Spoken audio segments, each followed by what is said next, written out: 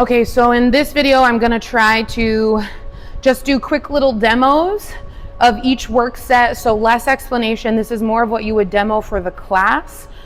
So a lot of the extra points that I put into the coaching videos, I'm saying that as I'm walking around the room. So I do the demo, I get them started, I walk around the room and I give them those cues, okay? So today is WeFestive. We're starting with a log cabin EMOM. An EMOM is typically on the minute, but for timing today, we're actually gonna be working on the 45 seconds. So that means for each exercise listed here on the board, you're gonna have 45 seconds to complete that movement. Whatever time you have left is rest, except for that pine plank walk. If I decide we're doing a hold, we're gonna hold a little bit longer, and then we're gonna keep it moving. You're gonna have about 2 rounds today. So for our first movement, we have a jumping lumberjack. So that's just a jumping jack, where arms and legs are going out at the same time. If you're not a jumping human today, which is okay, because I am also not built to leave the ground, you can step out for a step out jack, or if you want a little mix, you can do a toe touch jack, where you're hitting a jumping jack and then touching those toes. You will get a little bit more of a hamstring stretch with the toe touch jack, so choose whatever version works best for you. You're gonna rest for the remainder of that time. When that next timer goes off, we are doing a tricep bias push-up. 2 ways we can do this. Preferably we're coming together to make a triangle or a diamond. So those elbows are gonna go out nice and wide to hit the triceps. So hands go to the ground, feet are hip width, big inhale, exhale as you press out. If this feels uncomfortable for you, you can take hands to the side, drive those elbows along the rib cage, making sure that you're squeezing the glutes because a strong push-up starts with a strong plank. If you feel uncomfortable doing this on the ground, before you bend the knees, I would prefer that you go up onto a box and do the push-up up here, whether you're going triangle or diamond or hands out to the side but elbows tucked. We want to bring the floor up to you before we take the knees down to the floor. Your next movement is going to be a lunge with trunk rotation and a medicine ball. We're not holding under, we're gonna hold around so we can pull that ball in nice and tight and brace our core.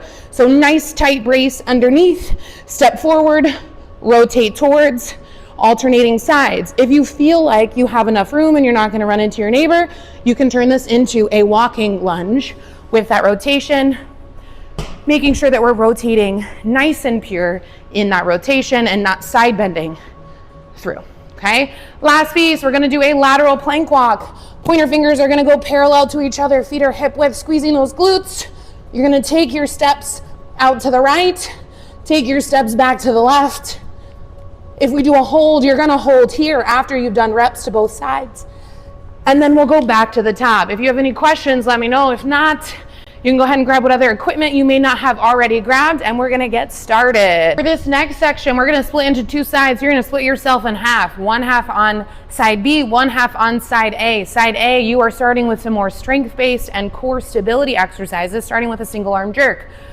So for the single arm jerk, we're gonna pretend I've already racked my kettlebell so you can see the timing, right? It's a dip, and then I drop deeper into a squat as my arm extends overhead because I'm trying to drop my body under the bell, stand tall, and then I catch the bell, okay? Your jerk is meant to be the heaviest bell that you can get overhead. So if you're typically pressing a 12, you likely can jerk a 14 or a 16 kilo. If that feels uncomfortable to you, you're gonna use the 12 and work your way up because a jerk will be more successful with a heavier bell. So again, it's a dip, drop under it, stand, catch, stand. So we're going to clean that bell and in real time with a cute little ditty. It's a load, explode, stand, catch, stand. I've reset, again, load, explode, stand, catch, stand. So that's gonna be your first exercise on side A. Exercise 2 is a hollow hold. We wanna make sure that low back is nice and firm against the floor. We're gonna put one leg out and then the other and extend those arms overhead. If you need to scale this, you can tuck the arms in or you can tuck one leg in. If you're tucking a leg, you're gonna alternate at the halfway point so that we're staying even. If all these options don't feel good for you, you're gonna tuck both legs in, come here into our dead bug, making sure that back stays nice and flat and we have a lot of good tension through our core for that nice strong brace. Your last exercise, I forgot, is gonna be a quadruped row. So we're gonna find our bench or our box. You're gonna have that nice strong tabletop position. Weight's gonna be off to the side because this is the side that's gonna be hitting that row. We're nice and strong here, posting up on our shoulder, driving that row right to the side of our body, switching halfway so that we're staying nice and even. Side B, we're working on some plyometrics. So you're gonna come to a single leg pogo. So one side, staying on the ball of the foot, nice strong bounce, switch feet halfway. If you feel uncomfortable, you can go 2. If this still doesn't feel good for you, we can do a banded step drill, okay? Or we have our squat triple extension. For your depth drop, you're gonna find a box that you feel comfortable jumping off of or dropping off of, where you're gonna land in a nice load controlled position. So we're absorbing that load as our feet make contact with the ground. Your last movement is gonna be this 2-step ladder drill, where we're going 1, 2 in each box.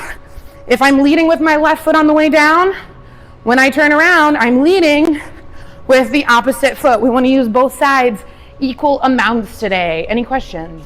For our finishing work set today, we have a rocking around AMRAP. So that means as many rounds as possible. So you're moving at your own pace.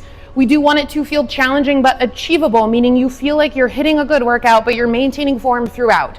So for our side step swing, you are going to be moving one of your legs as you hit the float position. So if I show you this in slow motion, right, nice strong hike, step my leg in. On the backswing, I'm still standing square. The leg will move on the float. So in real time, hinge those feet, hinge those hips back, packing those shoulders, nice strong hike.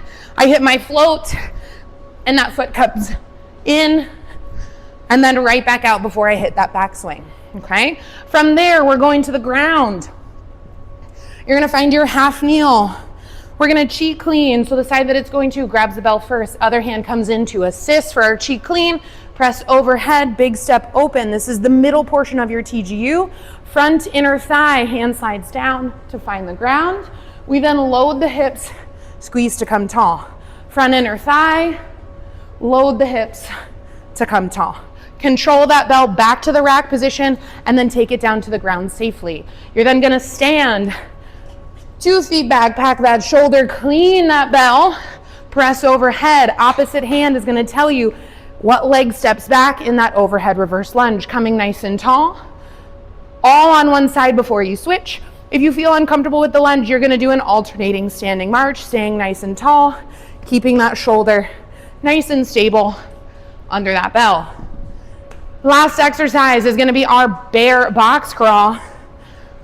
Coming hands and knees, tuck those toes, elevate the knees. You're gonna go equal steps to the side, backward, opposite side, and come back until you've made your box.